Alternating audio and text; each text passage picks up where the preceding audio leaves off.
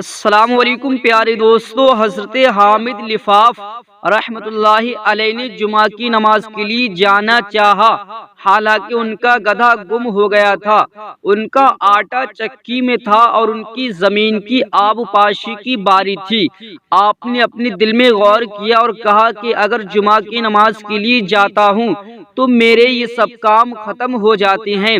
پھر آپ نے کہا کہ آخرت کا کام دنیا سے بہتر ہے۔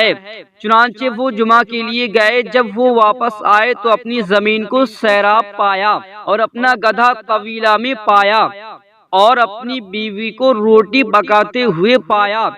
چنانچہ آپ نے اپنی بیوی سے پوچھا۔ بیوی نے آپ سے کہا کہ گدھے کے طویلہ میں آنے کی یہ صورت ہوئی کہ میں نے دروازہ کی کھٹکھٹاہٹ سنی تو میں باہر نکلی، کیا دیکھتی ہوں کہ گدھا دوڑتا ہوا آ رہا ہے اور شیر اس کے پیچھے ہے۔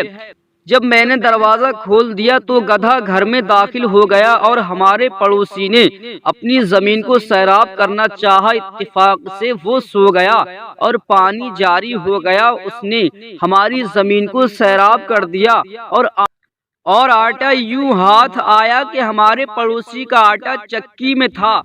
وہ گیا تاکہ اس کو لائے، لیکن اس نے غلطی کی اور ہمارا آٹا اٹھا لایا۔ جب وہ اپنے گھر آیا تو اس نے اس کو پہچانا اور اس کو ہمارے حوالے کر دیا۔ اس کے بعد حضرت حامد لفاف نے اپنا سر آسمان کی طرف اٹھایا اور کہا کہ اے میرے مولا کریم، میں نے تیری ایک ضرورت پوری کی اور تو نے میری 3 حاجتوں کو پورا کیا۔ تو پیارے دوستو، اب آپ کو معلوم ہو گیا کہ دنیا کا کام بہتر ہے یا پھر آخرت کا کام بہتر ہے۔ تو پیارے دوستو، آخرت کا کام ہمیشہ اچھا ہی ہوتا ہے۔